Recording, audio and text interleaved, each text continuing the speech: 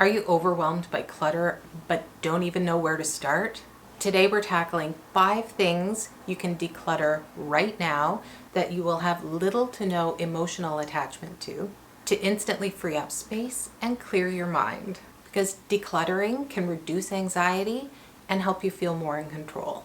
Also, completing a task like decluttering one of these things can give you a little hit of dopamine, which helps with our mental health.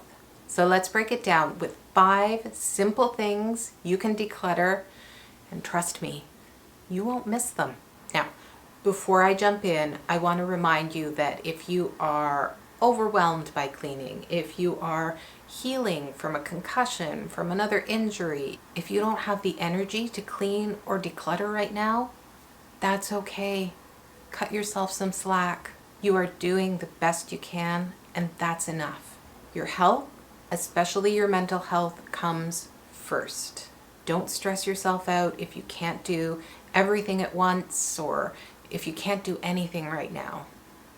Start small and remember that progress is progress. That's why these 5 little decluttering tasks can have such a large positive impact, even if you only tackle a small portion of your home or one of the tasks on this list. First up, single socks or socks with holes in them. We all have them, those socks whose partners have mysteriously disappeared into the void.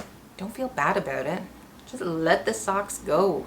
Holding on to single socks takes up physical space, and you need to remember where the socks are, and then you think, did I have a mate to this sock or that sock? So it takes up mental space also. It's okay if you throw out a sock that you thought was a single sock and then a month later find its pair and throw out that sock too. They're socks. It's fine. Give yourself space to feel like you have completed a task and like you don't have to remember to check against other single socks every time you do laundry. It's not worth it. Go through your socks, any of them that don't have a mate, throw it out, and do this every few months because they will continue to disappear. And while you're at it, toss out any socks with holes in them. This one's about letting go of things that do not serve us anymore. Next, we have stretched out hair ties. You know the ones, they come in a big pack for people with hair much longer than mine, and they end up stretched out in drawers. Your cat grabs them, they're under the sofa, they're in your purse. If they are stretched out, it is time to toss them. It's disappointing when you do find them and you can't use it because it's too stretched out, so just get rid of them. Also, if you got a gigantic pack like this with 700, if you have way more than you will ever use, it's okay to get rid of them. You can give them to a friend, ask around, see if somebody would like them, or toss them out. I got a pack of these guys and I use them on the tail of my belt, but this is a pack of 700. So I will give these to my sister because she uses them for her hair. So pass them on if you can, but it is okay to drop them off at the thrift store or throw them out if they're just too much. It's amazing how much space and mental clarity you will gain by getting rid of little things. Now this one is much bigger than hair ties. Old pillows that you're holding on to just in case, or ratty blankets, or even if you just have too many blankets lying around because people give them as gifts at Christmas time. It's okay to let them go. And here's the great news. Local shelters will often take these things in because they're great for the cats and the dogs in the shelter. They even take old towels. So go through, cull your pillows and blankets, pull them out of the closets, and drop them off at a shelter. You'll free up space in your linen closet and you'll help out some furry friends in the process. It's a win-win. Let's talk about free samples. Whether it's makeup, cosmetics, perfume, home goods, even food samples. If they're cluttering up your bathroom drawers or your kitchen cabinets, or your purse and you haven't used them by now, chances are you won't. There are a few things you can do with free samples. Some local shelters will accept them. You could find a community pantry in your area. They usually have both toiletries, so soaps, toothpaste, that sort of thing, as well as food. This is a community pantry that's in my area, and I'm gonna put some stuff into it.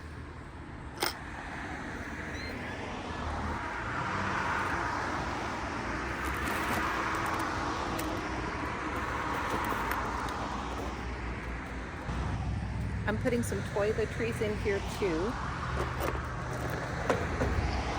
I've got a bunch of perfume samples.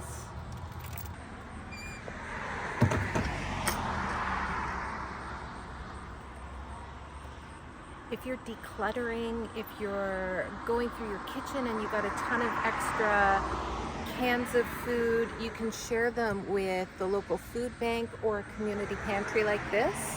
Or you could even pass them along to a friend. These items can be a real blessing to someone else. And it'll feel good to lighten your load. Finally, this last one is a twofer, and people will have very strong feelings about it. Get rid of the boxes for your electronics and the extra cables. We all hold on to boxes for our TVs or our small kitchen appliances or our cameras because we think, hey, I might resell this one day. But realistically, do you ever sell things in their original box?